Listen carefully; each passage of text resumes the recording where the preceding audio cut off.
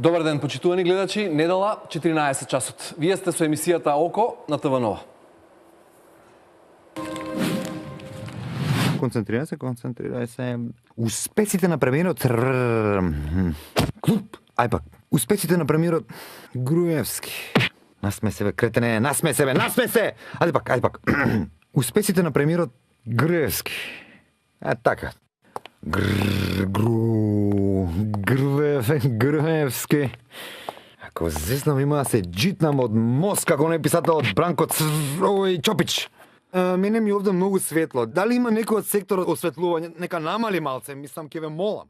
Сектор светло пристапува кон намалување. Хуп, нема струја. Абе, реков да намалиш. Да намалиш. Сега ми е многу жешко. Океј, сега, ама уште ми е топло малку. Ришија, атмосфера. Погласно. Уште позадината, ајде, уште позадината. За следните вести сакам да е со барок на фасада. Дали се разбравме? Ова се вести, ова веќе да. Ајде сега, идеме. Успесите на премиерот Груевски. Букет за новата студија. Заради огромниот број честитки за трансфери, Македонија се соочува со недостиг од сончогледово масло. Гостин во ова издание, почитувани гледачи, е сценаристот на Еднооки, колумнист, членот на Македонскиот манифест, режисер по струка, писател по вокација, Александар Русјаков. Александар, добре дојде во ТВ Нова. Ме црташ како сончоглед, но ми доаѓаш во емисија. Не, Треба да ми ласка ова или... Не, види вака, прво кој ти е крив што се правиш трансфер во, како се вика, во режимска телевизија наместо Ливерпул или Манчестер Сити. Тоа си е нарачен скеч од Сорос и од Усеид. Работите по нарачки вие? Само по нарачки работите. Не, се шалам. Низ Едноки поминале многумина. Речи си сите твои колеги, да не зборуваме за политичарите. По моментот така сме процениле дека тоа не е смешно, сме се изнасмеале. А сончогледите на крајот си убави растенија гледаат кон сонцето и кон иднината. Има нешто спорно, сега сум на сосема нова фреквенција, на ТВ Нова. Во потрага по вистината, на вистинската фреквенција. За вистинската фреквенција. Ќе разговараме за се и за Еднооки меѓу другото. Од твоето последно телевизиско појавување на една друга фреквенција во ноември минатата година се случија многу работи. Конкретно на Америка и се случи Трамп, нам ни се случија избори и уште многу други убави и помалку симпатични нешта. Ако треба со неколку реченици да го опишеш она што во изминатите неколку месеци и се случи на Македонија, на светот, што би кажал? У неколку реченици. Во светот се случува не само со доаѓањето на Трамп, него општо се случува еден процес на комплетна промена на нештата, како што пишуваа многу светски и тукашни аналитичари, новинари, со тоа што светската елита, светскиот политички естаблишмент се правеше лут и не сакаше тоа да го промени. Се правеше лут затоа што никогаш се имаа толку тргнато и одлепено од потребата на граѓаните, на сопствените граѓани, и токму тоа Трамп го искористи. Сите сега се држат, се фаќаат за фейк ньюз, за не знам што, за не знам како он дошол, како успеал да го придобие електоратот. Меѓутоа не разбираат дека тоа е заради два клучни збора кои што он ги користеше цело време. Forgotten people, заборавените луѓе. Тие заборавени луѓе кои што се свесни дека се заборавени, го донесоа во белата куќа. И светот западна, елитата западна во хистерија, нели гледан. Од друга страна, Македонија не и се случуваат промени, туку влегува од будалаштина во будалаштина. Нели? Тоа е 25 години така. Тоа го гледаме сите, можеме да се правиме луди да викаме дека тоа се, не знам, потребни промени или не знам што, не, тоа се будалаштини комплетни од почеток до крај, и тоа најчесто противуставни будалаштини. И она што ја цинично сакам да го кажам, дека сме надвор од времето, како да сме out of time постојано, затоа што нели, ако речеме дека Америка е некаков светски лидер и диктатор кој што ги диктира светските геополитички промени или геополитичката реалност, ние сме надвор од времето. 8 години беа демократите таму, начело со Обама и Клинтонови практично, кај нас беше десницата. Сега кај нив доаѓа Трамп и републиканците, кај нас е многу можна на власт да дојде левицата, никако да се погодиме, како викаат сите терсене ние наопаку. Така некако би било. На светот му се случуваат сериозни промени, на Македонија се случуваат сериозни будалаштини. Најудобно те представив со повеќе титули, од колумнист до режисер си по струка. Најудобно се чувствуваш како писател. Така барем ми кажа кога го договаравме ова гостување во емисијата, во ова неделно попладне, но тогаш истовремено ми кажа дека не би сакал да дебатираш. На некој начин не го услови ова гостување туку ми рече дека си заморен од дебати и дека сакаш да си направиме еден човечки разговор за сите твои нешта, да си кажеш твое мислење, но дека не би сакал од спротива да има некој со спротивни ставови од тебе па да ги мерите тука аргументите. Зошто? Од што си уморен? Како што го постави со ред целата конструкција, да, најудобно се чувствувам како писател, иако јас филмот го обожавам, тоа и завршив. Меѓутоа, некако првата љубов ми е, а и сонот животен кој што ја веќе имам 40 години, тој нема да се остави, е да можам да живеам од пишување. Мислам, од пишување книги. Зборувам за проза. Уморен сум, не сум уморен од дебати, пошто и не сум одел кој знае колку по дебати, ама сум уморен од атмосферата во која што постоиме моментално, живееме, битисуваме. Дебатите кои што изгледаат како да живееме во два паралелни света. Како да постојат две Македонии, тоест два универзума, не две Македонии.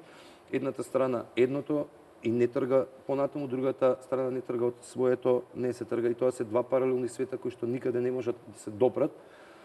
Проблемот е што сум умерен затоа што гледам дека се помалку се користат во дебатата логични аргументи, анализи, никој не памти што се случило вчера, а камоли што се случило пред 3 години, да не зборуваме што се случило пред 100 години, затоа што некои работи што се случуваат во Македонија се поврзани од нешта кои што се случувале пред 100 години, као 913, многу важна година. И на крајот тоа ќе се сведе на или на надвикување, или на навредување, или на, како се вели тоа, на секој да го каже своето, а никаде да не се погодат, кој ќе излезе попаметен, кој повеќе ќе го надбуди другиот или ќе го навреди другиот. И тоа ме уморува затоа што некако сакам душата да си ја оставам чисто затоа што во овие 2 години многу се извалкавме сите ние како човечки суштества пред се. Надвор од тоа на која политичка опција се припаѓа или дали воопшто има луѓе кои што не припаѓаат, немаат никаков политички став, меѓутоа и тие беа извалкани затоа што немаат некаков став. Тоа е у принцип отплика изморен сум од Можеме да разговараме и за политичките ставови, но и за некои прашања што се злоупотребуваат во политички цели. Само да ти кажам, не само изморен, него сум влезен во процес во последниве 2 месеци на она што најмногу го сакам, на константно пишување. И да речеме, пошто пишувам отплика од 9 наутро до 9 навечер со одредени паузи, главата ми е полна со светови кои што ги пишувам. И овие другиве светови кои што ги гледам на паузи од време на вести, многу помалку ме возбудуваат или помалку ме возбудуваат, а повеќе ме нервираат и така некако не би бил целосно внесен во каква и да биде дебата со кој да било. Ај полека дорстасаме до политика како писател и како член на Македонскиот манифест истовремено, или група интелектуалци обединети околу некои вредности. Каков е твојот став во однос на прашањето за платформата на албанските партии во Република Македонија, во која една од главните точки е двојазичноста? Ја ќе почнам од наопак, од крајот на платформата. Мислам дека меѓу последните точки на платформата е брза евроинтеграција, односно за членување нели во ЕУ и НАТО. Се тука има еден проблем затоа што западните демократии не функционираат така како што мислат албанските партии дека со таа платформа носат демократски вредности. Еден прост пример. Камерун, поредишниот премиер на Велика Британија, во својата последна изборна кампања, во својата последна победа, нели, вети дека на гласачите им вети дека доколку он победи, дека му ја дадат власт, им ја дадат власта на конзервативците, ќе спроведе референдум за излегување на Велика Британија од Европската унија. Дојде на власт, му дадоа, година и пол дена покасно, он веќе како политичар сметаше дека не смее да Британија да излезе од Европската унија, они ја предводеше кампањата да се остане во Европската унија, меѓутоа бидејќи им ветил на граѓаните, мораше да го спроведе. Сакам да кажам, во тие демократии ветуваното се исполнува. Албанската платформа се случи после изборите и не може да се третира како демократска вредност, затоа што македонските партии, кои што мораа да ја спроведат, затоа што нели ДУИ не може да формира влада, мора да биде дел од некоја македонска партија, претходно на гласачите своји не им го ветиле, не им ветиле никаква платформа и немаат право воопшто да разговараат за нешто што претходно не било ставено на маса за изборите. Нити ВМРО, нити СДСМ имаат легитимитет да менуваат знаме, да менуваат химна, да менуваат за име, да не збориме, нема никој легитимитет така нешто. Ме разбираш што сакам да кажам? Не, но одговорот е повеќе политички отколку суштествен. Прашањето е двојазичност за еден писател. Не, сега ќе дојдам до двојазичност. Сакам да ти кажам прво самиот концепт на албанската платформа нема легитимитет затоа што Добро, прашањето за двојазичност беше отворено и пред изборите. Двојазичноста е сега нешто друго. Двојазичноста, вака, јазик сам по себе е, нели, цивилизацијска придобивка, секој јазик е вреден, секој јазик е богатство да се знае. Меѓутоа, и јас сум, например, среќен што нашите албански сограѓани имаат основно, средно и факултетско образование на својот мајчин јазик. Среќен сум што нашите албански сограѓани во средините кои што живеат во голем број, имаат можност сите административни, сите потреби своји да ги како се вика тоа, да ги извршуваат на својот мајчин јазик. Од друга страна, јас како човек кој што учел во албанска гимназија, кој што еве сега скоро ќе имаме премиера на краток албански филм снимав по моје сценарио, немам никаков проблем. Меѓутоа, Знаеш албански? не знам албански. Јас не знам и ме фрустрира тоа што не знам. Баш би сакал да го знам јазикот, не успеав да го Мене не научам. ме фрустрира, моја грешка е што јас за време на гимназиските денови кога имав можност да посетувам часови, не го посетував, не одев на часови, меѓутоа у средна школа имаш и други преокупации, мозокот, други работи го интересираат, не толку ова. Знаењето тогаш најмалку те интересира. Меѓутоа, тоа ќе беше моја доброволна. И сега, во Македонија не живеат секаде албанци, живеат на 20% од територијата. Да го наметнеш тоа со закон во Струмица или во Валандово е како си тоа е малте силување, не можеш да го наметнеш нешто кај што нема потреба од тоа. По таа логика зошто тогаш да не биде втори јазик ромскиот, затоа што ромите живеат во секој град во Македонија. Речи си во секој град ги има ромите. Факултативно, кој сака сам да учи, ја има можноста да учи албански. Еве ти велиш се фрустрираш што не знаеш. Добро, подпресилен збор е. Можеш Жал да- ми е што не го научиш. Жал ти е, ама ти си млад човек и не ти оди, запиши се на курс. Еве мајка ми сега и текна дека сака да седни да научи албански, а ги малтретира мои албански пријатели да ми најдат некои учебници, нешто така. Меѓутоа да го наметнеш тоа ти како услов, води, факт е, нека не се преправаат сите, води конфедерализација затоа што не постои унитарна држава која што е двојазична. И сепак, ја малце поинаку гледам на нештата околу албанската платформа. Албанската платформа се случи после еден настан, а тоа е доаѓање на поранешниот директор на ЦИА, кај Еди Рама. Веднаш после тоа Еди Рама ги собра албанците, албанските лидери на албанските партии и се создаде платформата. После беа во Приштина. Тоа, според моите, може би грешам, меѓутоа ја сум убеден дека не грешам. Администрацијата на Обама и на Клинтонови, пред се на Хилари, тоа се последните нивни потези пред да заминат од власт. Зошто? Линијата на огнот беше поставена од Кери и кажана, кај наставите никој не го ни памти, кажа кои земји се на линија на огнот, Меѓу кои Македонија? меѓу кои Македонија, и сега ова се последните, знаеш како кога си оделе германците во Втора светска војна, уништувале се пред себе. Така и администрацијата на Хилари, која на Обама и на Хилари, на целата таа воено-профитерска машинерија, кои што според мене се психопати и социопати, ги палат местата каде што претходно биле присутни на заминување. албанската платформа од друга страна а нашиве албански политичари, лидериве никогаш не действувале сами. Ја не сум видел албанска програма, албански партии да зборат за економија. Они зборат само за национални прашања и тоа секогаш после посета на некоја амбасада. Што е на голема штета на албанските гласачи. Океј, имаш ли впечаток дека нешто се премногу молчаливе писателите од Македонија, историчарите, лингвистите, дека едно премногу важно прашање како што е двојазичност или некои други делови од платформата им го препуштија на политичките партии за меѓусебно да се пресметуваат? Ма кај нас секогаш биле молчаливи. Зошто? Станува збор, ние 25 Ако години... писател не си каже свој став во однос на јазикот на кој пишува? Ние 25 години се соочуваме со можно идентитетско обезличување, односно се соочуваме со можност да не избришат од мапата на народите. Македонците ги има во првата таблица што ја направил Мојсе, значи во Стариот Завет. Ние сега кога имаме една петина од својата, имаме држава на една петина од етничка Македонија, од географска Македонија, конечно кога дојдовме, работиме на тоа сами да изгласаме идентитетски да не снема, менувајќи си го името. И тоа е 25 години. Секакви идиоти се појавија од странски емисари, се искажаа и илјадници навреди во однос на македонскиот јазик. Брисел ти брише придавка, у исто време ти вика не се работи за идентитетски прашања, а ти брише придавка македонски.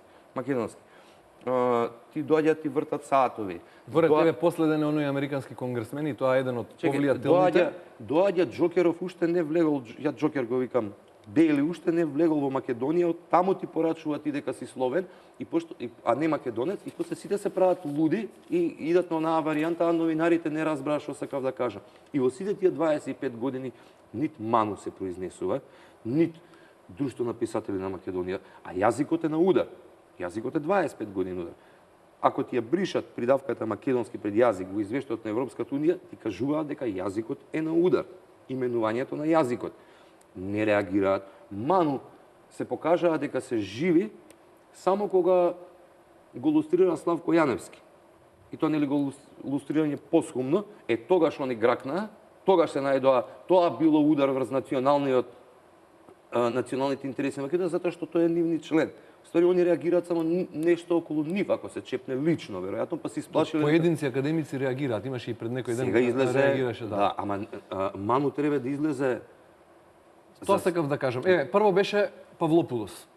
Ма Последна кој не? година. Ма ние на Потоа секој... се јави Плевналиев, поранешниот бугарски претседател, па нешто имаше Дачич од Белград, Па албанскиот министер? па потоа Рама ги собра лидерите и ја направија платформата. Не, и албанскиот министер не ни собрати со Словени.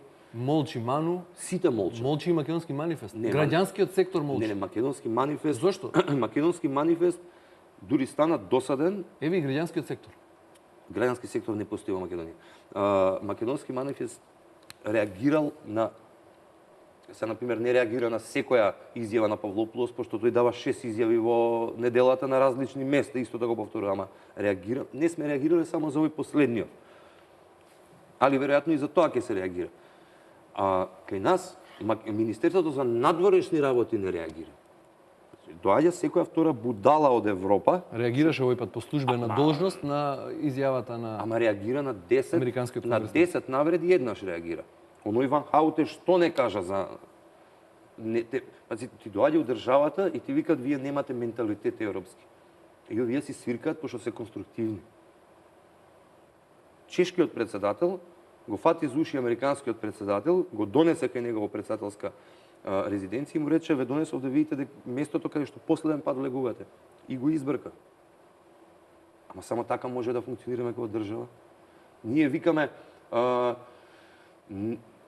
види ги онија, пошто СДСМ нели дава онакви идиотски изјави од типот треба да свиткаме рбет, меѓутоа нашата држава и е свитка на рбетот постојано кога ќе дојде некој, се плашат ли, тактизираат ли, тоа ништо не оди на корист на Македонија. Они мораат да реагираат за се нешто, пошто Македонски манифест не е невладина организација, тоа е група интелектуалци која што реагира. Платформа обединета околу, да. Утре може ќе се случи ние да отиде секој на своја страна, да не реагираме.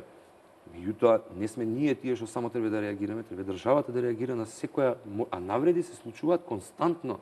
Тоа се навреди, провокации и сите тие реченици кои што после новинарите погрешно ги сватиле демек, се пораки. Не постојат случајни изјави во политиката. Не постојат.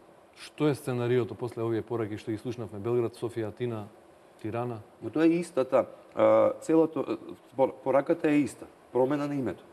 Со промена на името се менува идентитетот. Тоа е крајната цел. Дури и ова сега што ја форсираат широкова коалиција Европска унија, они очекуваат таа широка коалиција да се согласи да го промени името. Дел од тоа сценарио? Ја мислам дека тоа е главната, како се ката, тоа е климаксот, кулминацијата на ако веќе користиме филмски термини, да, тоа е кулминацијата, односно кулминацијата кон расплетот што води. Главни улоги поделени се? А тие се, ние сме споредна улога. Така се однесуваме, како да ни одговара да бидеме споредна улога. А режисер, продуцент? Ама се знае, го гледаме кој е. Исто и режија, продукција се гледа тоа како е. Сега не знаеме затоа што се случуваат сериозни претумбации во светот. Гледаш како е хистерично све, колку се полудеа. Нашава шарена револуција изгледа смешно сега кога гледаме што се случува во Америка и во Европа. А се смени само еден човек. Сега за сега и тој прави големи потреси. А тек сега ги очекува избори Франција, Германија. Сите, у соседство, Атина. Тек ќе видиме, големи потреси се случуваат и пак ние изгледаме како да сме изгубени у свемир. Пак ние добра сега немаме влада, сме у како си тоа у четврти дел на политичка криза, ама предпоставувам дека сигурен сум, или устари не знам, и Груевски, и Заев, и било кој во иднина во тие партии што планира што има амбиции да стане, не знам, иден премиер на држава. Не мора сега да збориме за еве за 4 години. Луѓето што ги заменат Заев и Груевски. И нас, не знам тие дали уопшто размислуваат и дали знаат дека во светот политиката не функционира од денес за утре, него од денес за 100 години се планира. Спомна, во Македонија нема граѓански сектор, 122 организации вчера пишаа писмо, побараа извинување, односно идната влада да ги третира како што треба. Не знам кои. 122 граѓански невладини организации обединети контра она стоп операција Сорос во Македонија. Ја спомни шарената револуција.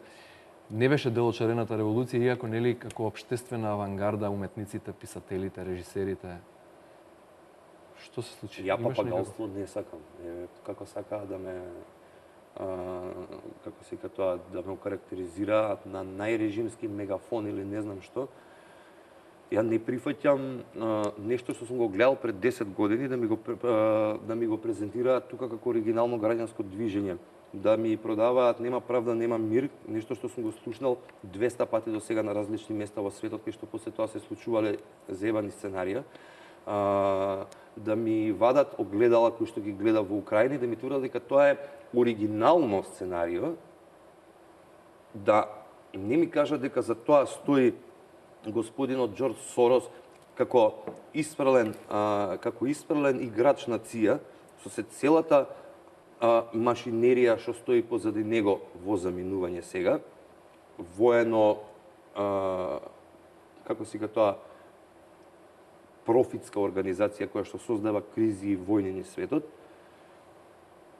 не може да ме убедат дека ова не беше по истото сценарио кој што сме го гледале 100 пати до сега, а го гледаме и како се вика сега последно во Америка со огромна жестина. Јас мислев ќе ми кажеш дека како албино не можеш да бидеш шарен како што напиша на Facebook. Пишав на Facebook, да. Со тоа што во сите претходни случаи каде што беше нема правда, нема мир и каде што се вадеа огледала, не се рушеше режим или партија на власт, се рушеше држава. Украина не е држава сега. No Justice, No Peace сечеше и од Сан Франциско до Њујорк. No Justice, No Peace сече вреска и соросовите активисти 2009 од Данска, кои што пред да излезе големиот срам дека целото глобално затоплување е лажирана приказна. Плаќана со добри пари за научници. Тоа беше од Данска, Копенхаген. И таму има No Justice, No Peace, fuck the police. Тоа се истите концепти, тоа доаѓа од една структура, од едно отворено општество кое е метастазирано низ светот како Ал-Каеда. Сега се подели Америка, Трамп или Сорос? Како? Сега е поделена и Америка, Трамп, Сорос. Сега тоа го прават истото со тоа што таму повеќе пари се вложени и повеќе луѓе се активирани. Меѓутоа, гледате ги нивните изјави по универзитети и по све. Он вреска, хистерично вреска, затоа што Трамп донел, како се вика тоа, времена забрана за влез на муслимани од неколку земји. Овие тераат хистерична пропаганда против тоа, а претходниот председател тоа 6 пати го донел како привремени, кога се забранувало одредени муслимански земји да влегуваат во Америка. Го имало, не хистеричане. Ставаат бурки за да ги поддржат муслиманките од тие земји кои што сега ќе им биде забрането, ако им биде, нели, таму со судоци имаат, сега Трамп и судот се расправаат. Претходните 20 години е извршен геноцид на Блискиот Исток.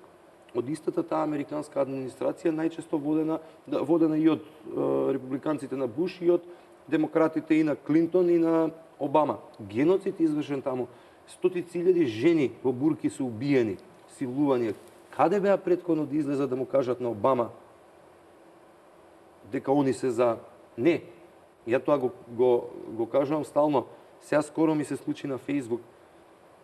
Личности кои што, пошто ја 25 години тврдам дека се спроведува геноцид врз муслиманите на Блискиот Исток, а они мене ми хистериша дека сум глуп, не сваќам дека таму Америка носи демократија и слобода и ќе ги ослободи сега жените од средновековното однесување и ќе ги симнат бурките и не знам што.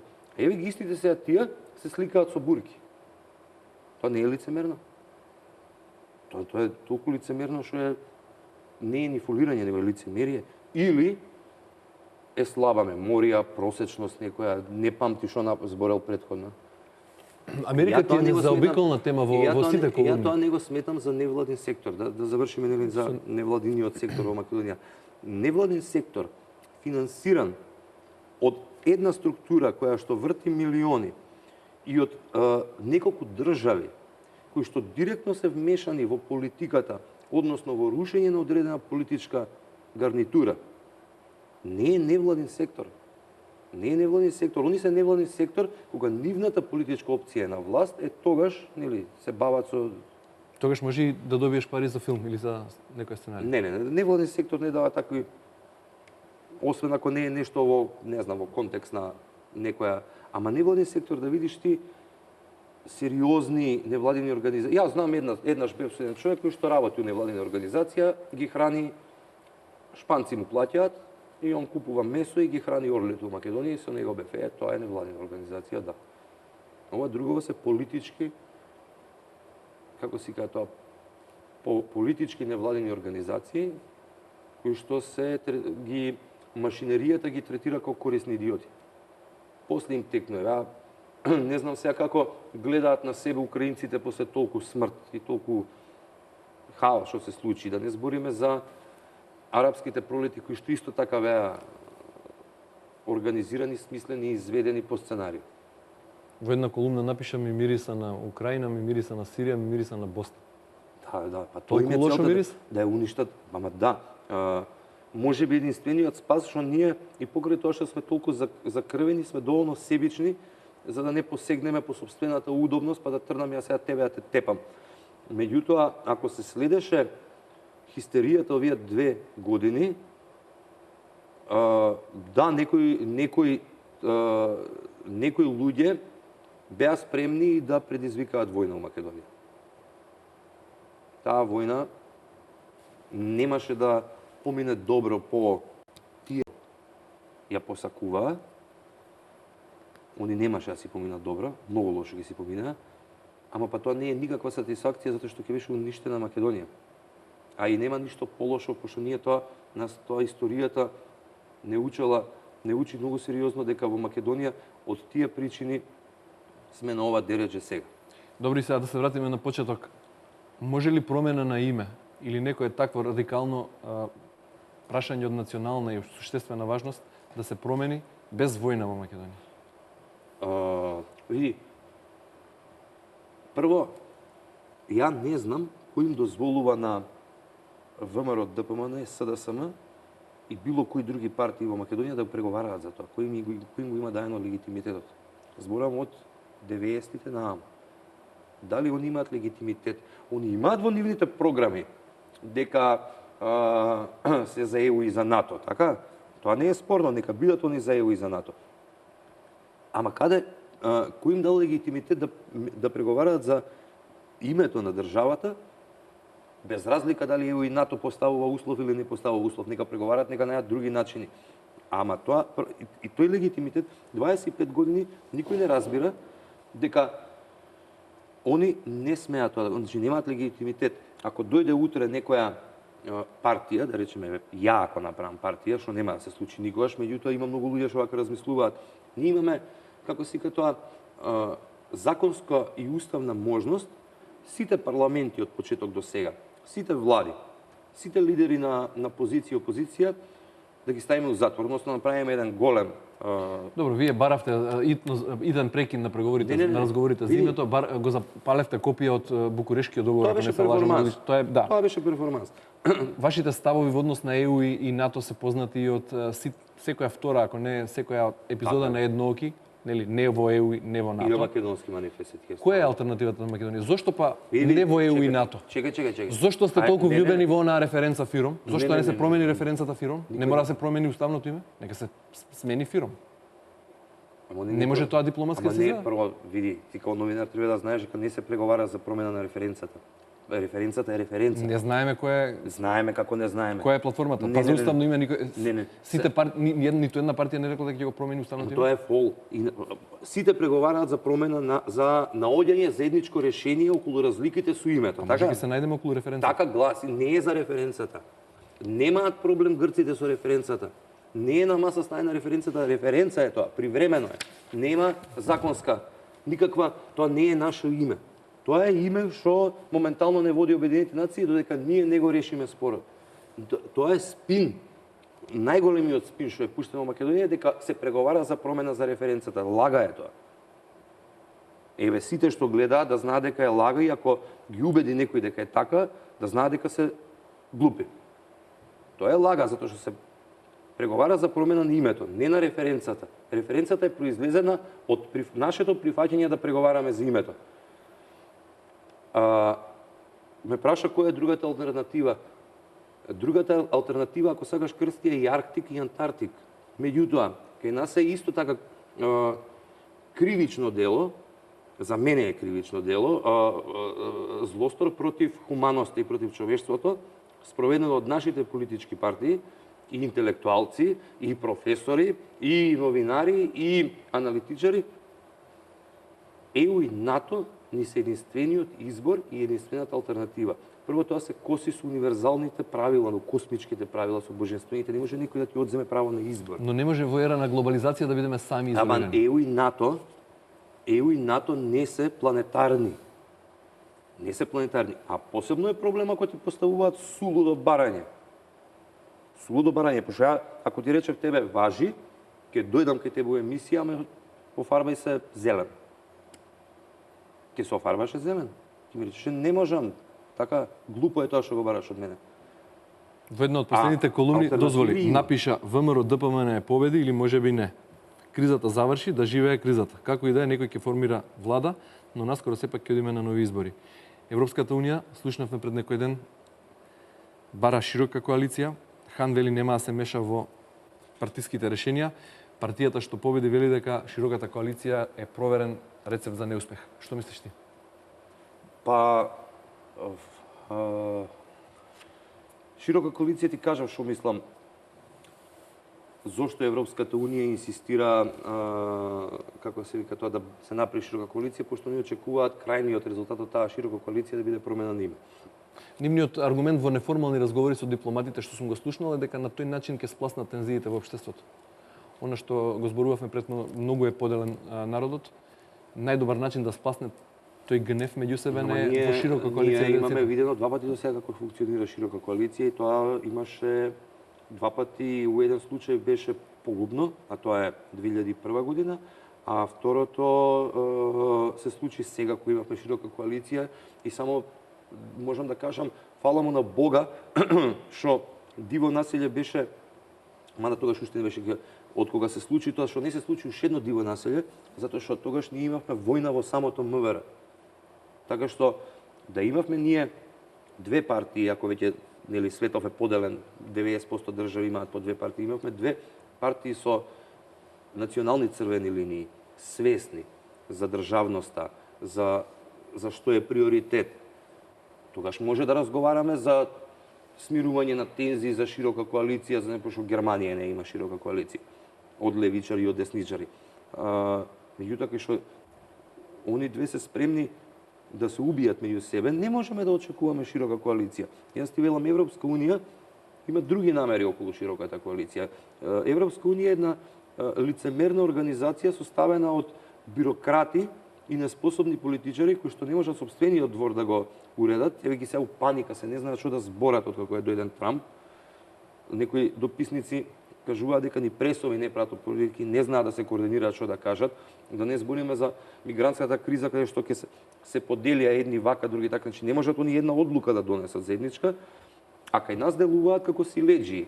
До вчера мораше да се оди на избори, тие 2004 не прво беа добри 2014, па после не беа добри 2014, па утре дента кажаа дека мора да се оди на избори, па кога се рече ќе се оди на избори кажаа не на избори, откажете за 6 месеци, па кога се дојдоа изборите се викаат не смее да идете пак на избори. Они се неконзистентни во своите изјави, они потпишаа закон за медиуми со Република Македонија, го одобрија, они работеа и сами после го поништија со некаква адхок комисија и со цензура.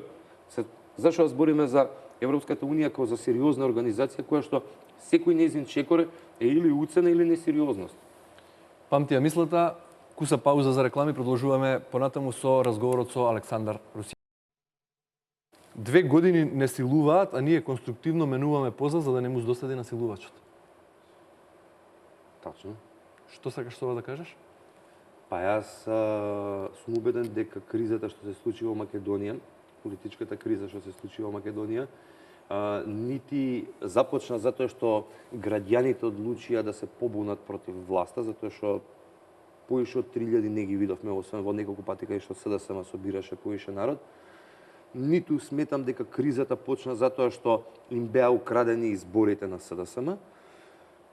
Кризата започна затоа што така беше одлучено, така беше напишено сценариото и сега гледаме дека скоро се што сме видовме претходниве 2 години е и tekako изрежирано од американската администрација во заминување и од незиниот батлер Европската унија. А ако ги следиш конзистентно, ако ги следиш внимателно сите нивни изјави и начин на однесување во претходниве 2 години, ќе видиш дека они менаџираа и они го изменаџираа и пржинот 1, 2, 3, ево го ја изменаџираа.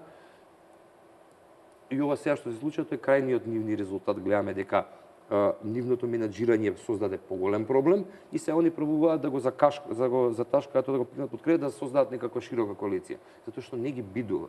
Според оваа теза, прогнозата би била дека со заминувањето на таа администрација некако се гледа крајот на кризата во Македонија. Не, ова е преводен период, ова може да трае уште 30 години промениве.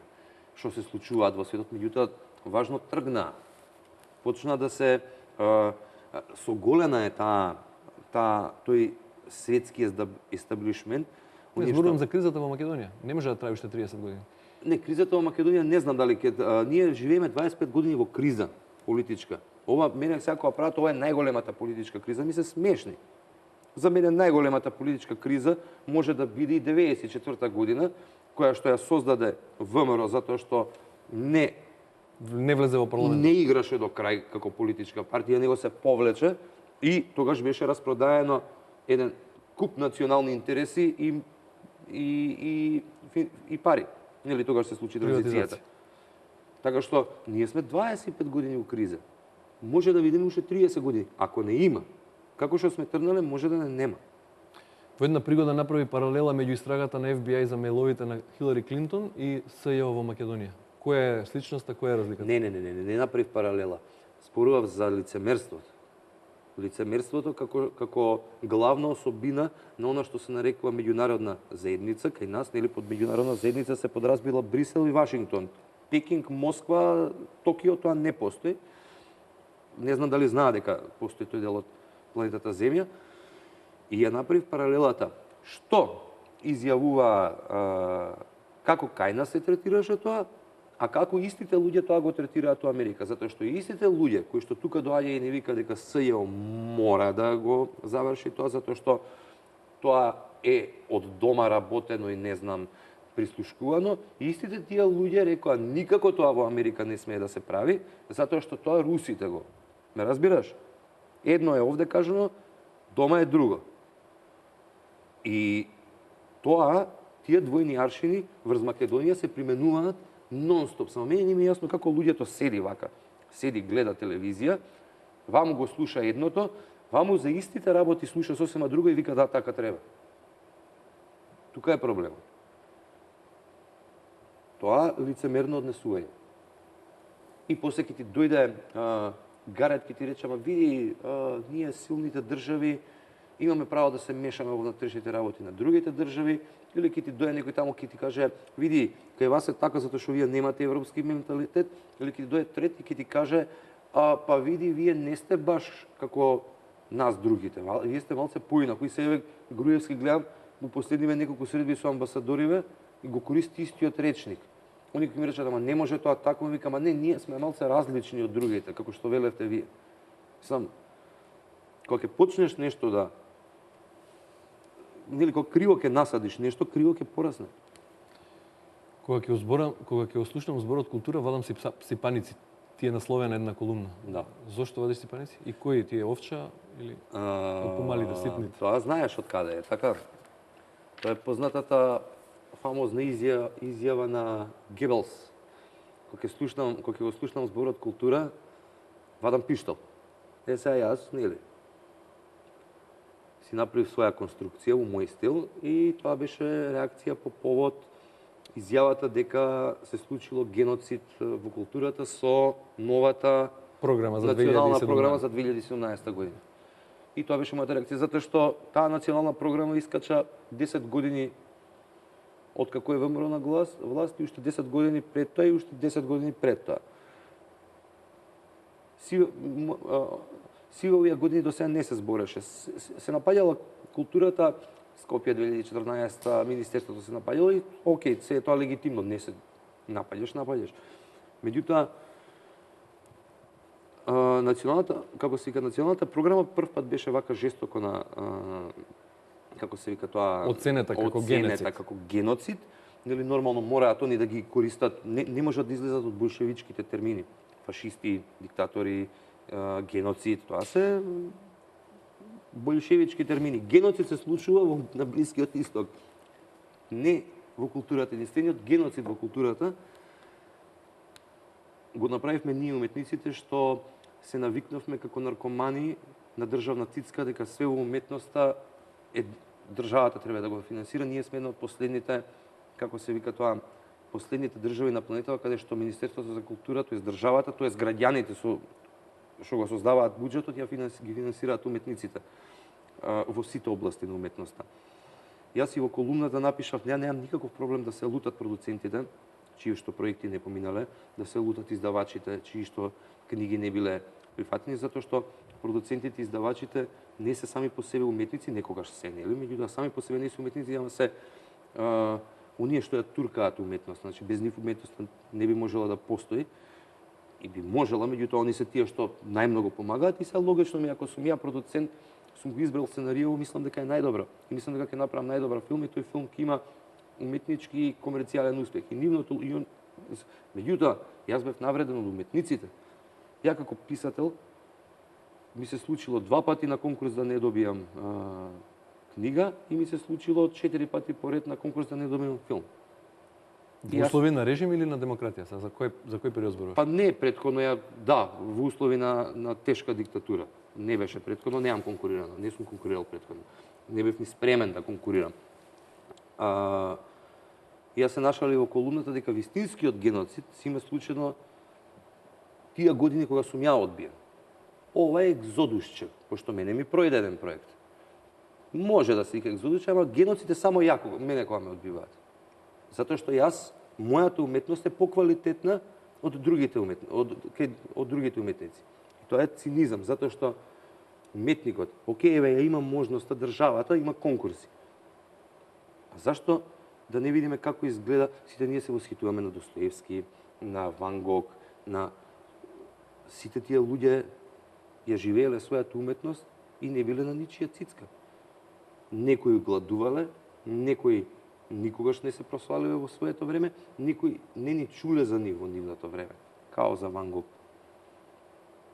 И сега, јас како уметник, кој што финансиски реално живеам многу лошо, никогаш не ми ни паднало на памет да се карам со државата зашто мене не ми одобрила проект. И ако добро мене е навредливо. ако добро помнам, таа колумна ја завршуваш со тоа толку многу лицемерие што ти се гади и дека ти доаѓа да се затвориш како правиш паралела со Иво Андрич, да се затвориш и неколку години колумна. да го пишуваш Мостот на Дрина, Тоа е но друга ти не си колумна. Иван. Тоа е другата, не е тамо. Сакав да те прашам на крајот како писател, како уметник се соочуваш со оние гнев, оној огромни дози на гнев, на омраза на социјалните мрежи, бидејќи си активен и таму, бидејќи ти се гади од огромните дози на лицемерие, така напиша. Да. Ја немам проблем, ми се случуваат и закани, и навреди, и све, и тоа е на крајот на кришата легитимно е. Проблемот е само од кого како доаѓа често пати, што не ми се верува од кого доаѓа таков гнев.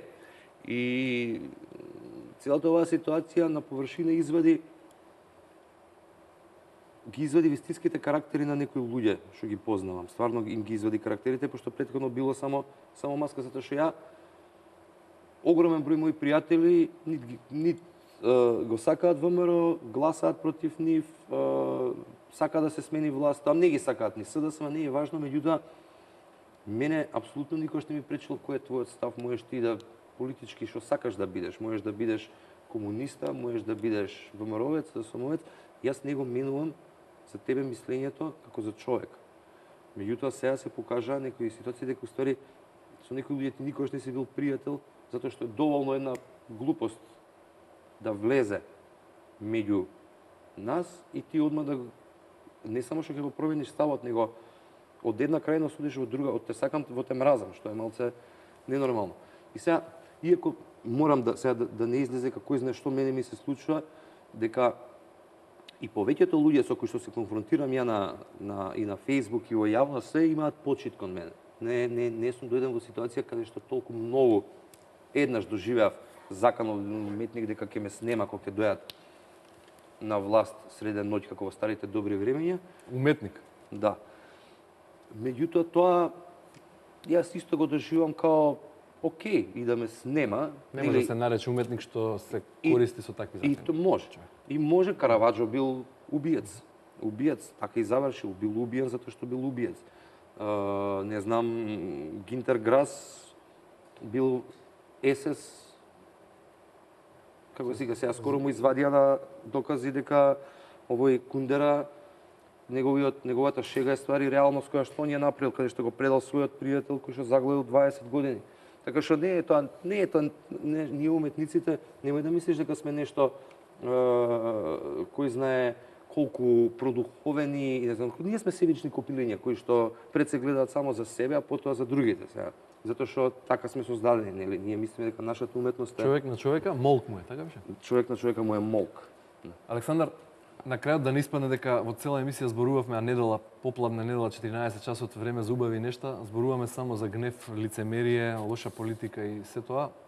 Да те прашам за убавите нешта. Еве спомна во делот од разговорот дека ти помина дека во драмски театар ќе биде поставена твоја комедија. Мојот роман, кој што ја го направив да биде комедија, Тена со пенис, да. Добро, кога ќе биде премиера? А не знам, тоа зависи од режисерот, кога ќе почне да работи, ама за 2017. Што другово ти се случува во професијата, во она во кое најубаво се чувствуваш? Па повторно пишувањето, односно помина, нели јас сум дипломиран режисер, ама најмалце снимам. Ја пред 4 години добив филм на конкурс, уште не сум го снимил, ова ми е последна година, ќе ми го одземат, затоа што нели филмот како филм Мојот страв е дека многу тешко ќе го изведам она што го имам замислено со таа сума на пари и тој страв го влекуваше процесот и сега дојде нели нош под грло, морам да го работам.